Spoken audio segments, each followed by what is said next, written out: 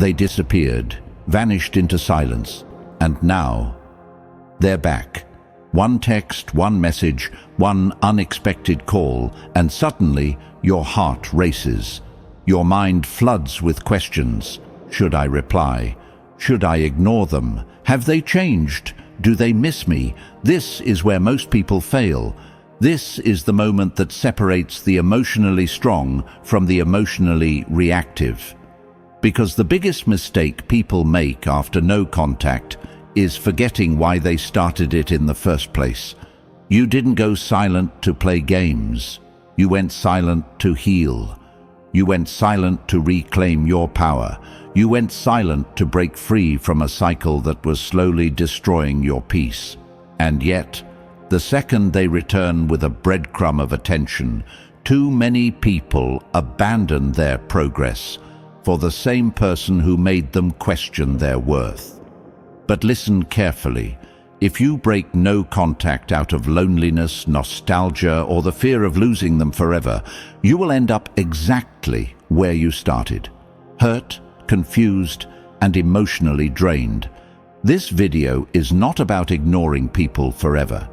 It's about recognizing when it's safe to re-engage and when it's simply a trap in disguise. Because if you don't master this one decision, you will undo all the growth you've built in silence. As the Stoic philosopher Epictetus once said, first say to yourself what you would be, and then do what you have to do. You must choose what kind of person you want to be when they return. Reactive or grounded, desperate or disciplined, weak or wise. So today, I'm going to reveal the 7 biggest mistakes people make after no contact, and how to avoid every one of them with the calm strength of Stoic discipline. Because this isn't about getting someone back.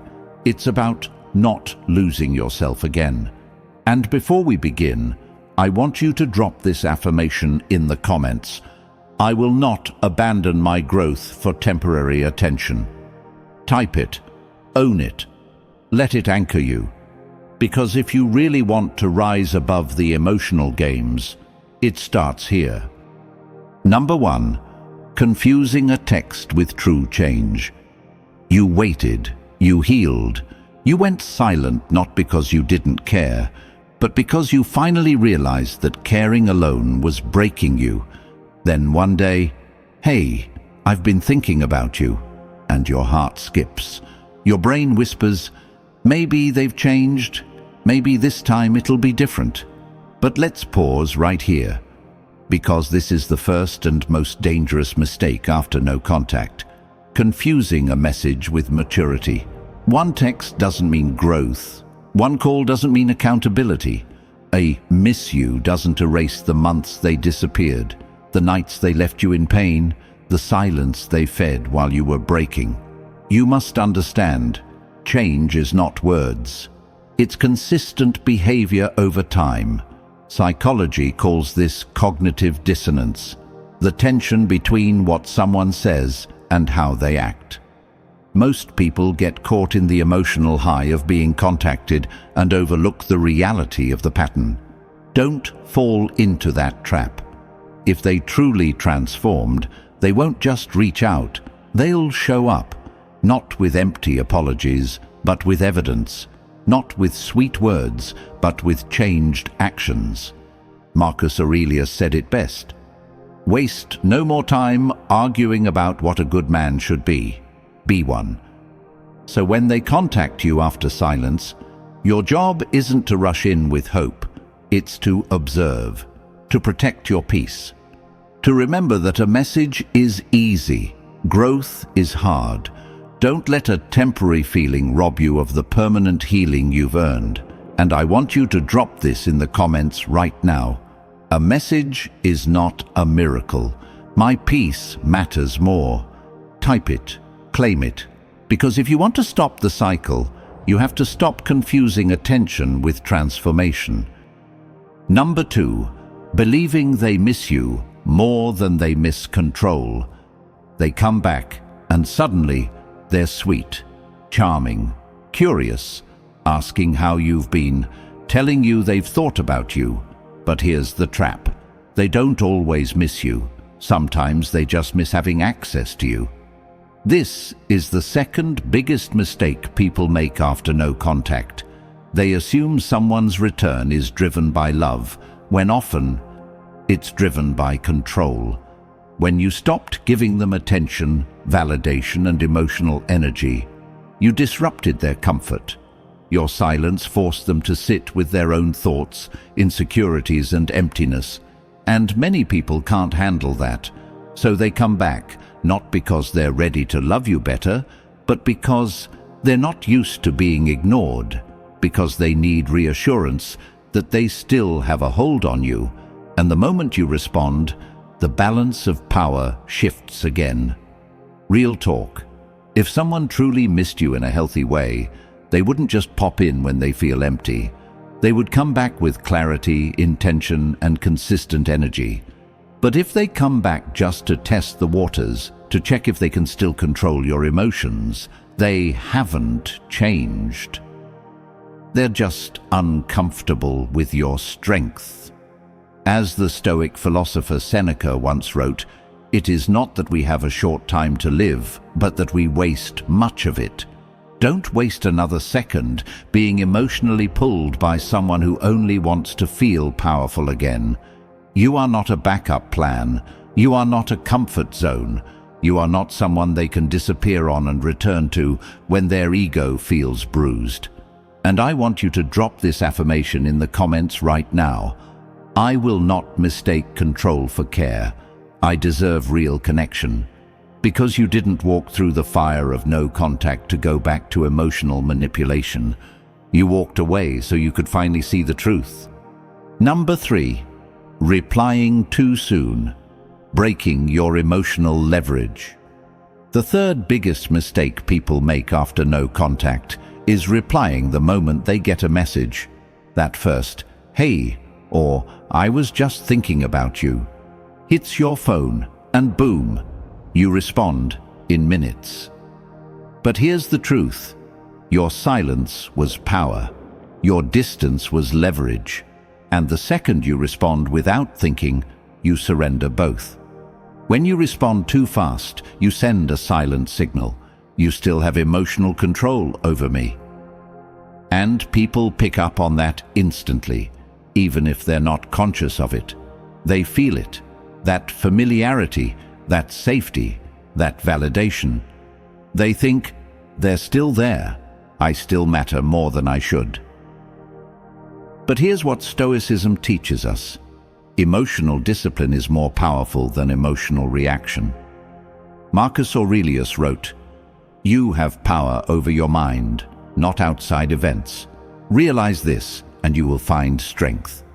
And in this moment, your mind is screaming for relief, validation, connection, closure. But if you give in to that momentary emotion, you'll sabotage the progress you made. You didn't spend all this time building your peace just to throw it away for a temporary high. Instead of replying right away, ask yourself, what do they truly want from me right now? Do I feel grounded, or am I reacting out of emotion?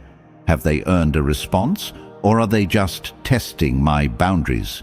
Because, let's be clear, you don't owe access to anyone who didn't honor you when they had it. So hold that silence a little longer. Buy yourself time. Respond when your mind is calm, not when your heart is loud. And I want you to drop this in the comments. My silence is not weakness, it's wisdom. You don't chase closure, you choose clarity. That's the Stoic path. Number 4, thinking their message means they've changed. This is where most people fall hard.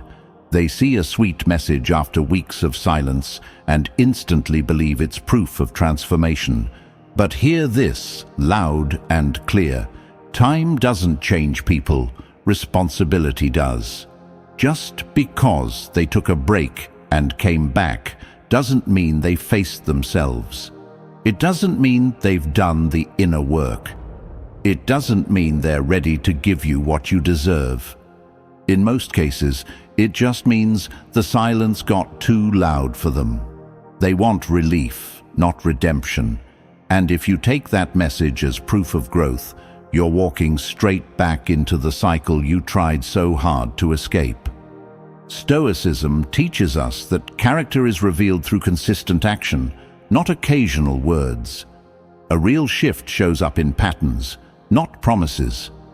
If someone ghosted you, disrespected your boundaries, or only reached out when it was convenient, one message doesn't erase that history. Don't let loneliness convince you that a recycled apology is new love. You want proof, not potential. You want depth, not dramatics. You want alignment, not attraction. People who have truly changed don't just say it. They move differently. They respect your silence. They take accountability. They make space for your standards instead of trying to lower them. And most importantly, they understand why you went no contact in the first place and honor that distance. So don't jump into fantasy when all they've given you is a sentence. Observe, evaluate, slow down. Your peace was hard-earned. Don't trade it for a paragraph of words that mean nothing without follow-through. You owe it to yourself to wait and watch. See if their actions match the new story they're trying to sell. And I want you to drop this in the comments right now. I won't mistake a message for transformation. I need evidence, not emotion. Because you didn't survive the silence just to be fooled by noise. Number 5, using the message to reopen old wounds. You get the text. Maybe it's casual, maybe it's emotional, but the moment you engage, a door swings open, not just to them, but to everything you buried. And before you know it, you're spiraling, reading old chats, reliving past moments, questioning everything. What if I'd done this differently? What if they've finally realized my worth? What if? But here's the truth. This isn't love. This is an emotional relapse. The text didn't heal you. It re-exposed you. And if you're not aware, you'll start bleeding from the same wound you worked so hard to close. This is how trauma bonds stay alive. Through triggers that look innocent, like a message. Stoic wisdom tells us, we suffer more often in imagination than in reality. You imagine closure, progress, healing. But what's really happening is that you're feeding a cycle that feeds off your doubt. The mind plays tricks when emotions aren't mastered. One message and suddenly your whole nervous system starts rehearsing the pain. The ghost of their old behavior becomes louder than their new words, and you start managing their emotions instead of honoring your own.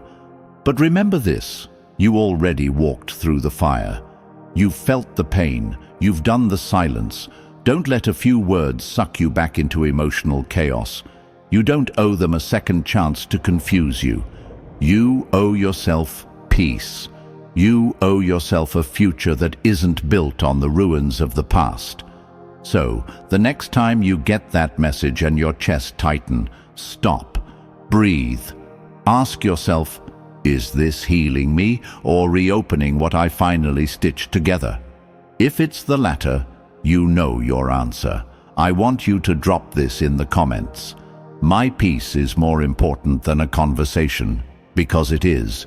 You didn't go through hell to become available to the same confusion again. You healed. Now protect it. Number 6, thinking their message means they've changed. One of the biggest traps after no contact is assuming that their message means transformation, that their apology means growth, that their sudden attention means they've had a spiritual awakening. But here's the reality. Words are easy. Patterns are proof. People don't change just because you left. They change when they confront their own pain, take responsibility, and do the inner work consistently. A message is not redemption. It's often just a reaction to loneliness, to guilt, to curiosity, to ego. Sometimes people just want to know if they still have access. And when you assume that their words equal change, you hand over your power to the illusion of progress. Marcus Aurelius wrote, "Waste no more time arguing what a good man should be one." The same goes for them. Stop hoping they've become something. Watch what they choose. Watch how they move. Don't be fooled by the warmth of a temporary moment. It might just be winter trying to borrow your fire. You must be bold enough to say, "I need more than a message. I need transformation, not conversation." Otherwise, you'll keep forgiving versions of them that haven't evolved. And every time you do that, you'll break your own heart trying to believe in someone's potential over their reality. Real change is visible, measurable. It shows up in accountability, in effort, in emotional consistency. If all you get is a message and a memory, that's not enough to rebuild something sacred. That's bait. Don't bite. You didn't fight your way back to inner peace just to trade it for a few sweet words. I want you to drop this in the comments. Talk is nothing without change, because you deserve a love that shows up with action, not just apology. Don't confuse their reach with their readiness. Protect your growth like it's gold, because it is. Number 7, making it about getting them back, not getting yourself back. After no contact, most people are chasing the wrong outcome. They don't want peace, they want validation. They don't want clarity, they want attention. They don't want healing, they want to win. So, the minute they get a text, a call, or a little breadcrumb of interest, they jump back in. Not because they're ready, but because they think they finally matter again. But here's the truth that hits hardest. If you make the process about getting them back, you're still lost. No contact wasn't about punishing them, it was about rediscovering you. The you that had boundaries. The you that wasn't begging for love. The you that could walk away from what wasn't serving your soul. But when you respond out of loneliness or ego, you start building the relationship again, with your old wounds, not your new wisdom. You shrink yourself. You second-guess your growth. And worst of all, you forget why you even left. Stoic wisdom reminds us, he who is brave is free. And bravery sometimes means letting go of what you once thought was meant for you. The biggest mistake people make. They break no contact thinking they've won someone back, when in truth, they've only walked away from themselves again. That's not victory, that's relapse. You have to ask yourself, did you go through all this pain, all this silence, all this rebuilding, just to go back to what broke you? Because the version of you that kept begging, over-explaining, over-caring, wasn't the real you. That was your trauma, dressed up as loyalty. Now you've met your real self, stronger, wiser, still standing. So don't go back to get them. Go forward to get yourself.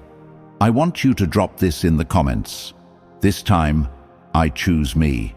Let it echo in your heart like a vow, because this time isn't about fixing them. It's about honoring the healing you earned. And if they don't match your growth, let them stay in your past. You've made it this far, which means you're not just looking for closure, you're looking for clarity, for peace, for purpose. You've lived through the silence. You've battled with your own mind. You've questioned whether you mattered to someone who treated you like an option. But today, I need you to hear me loud and clear. You are not here to chase. You are here to choose. Choose your worth. Choose your dignity. Choose your healing. Because the biggest mistake you can make after no contact is forgetting who the hell you've become in the process. You are no longer the version of yourself who tolerated confusion, inconsistency, or disrespect. You are not seeking validation anymore. You are walking in value now. Remember the Stoic words of Epictetus. It's not what happens to you, but how you react to it that matters. So stop reacting like you're still broken. Respond like you're finally whole. If they come back, let your boundaries speak first. Let your growth answer before your heart does. And if they don't come back, you didn't lose. You escaped. And now you're free to build a life that doesn't revolve around someone else's lack of awareness. So, I want you to do two things right now. Drop this in the comments so it stays in your soul. This time, I don't break. I break free. Let's make that go viral for every person who chose healing over habit. And if this message spoke to something deep inside you, subscribe, because this channel is for warriors, for thinkers, for those who've been crushed but never conquered. You're not alone here. We're building a community of people who rise in silence and move with purpose. Like, share, and hit the bell. So the next time your emotions try to pull you back, you'll have a reminder of how far you've come. This isn't just another video. This is your awakening. No contact didn't just distance you from them, it reconnected you to you.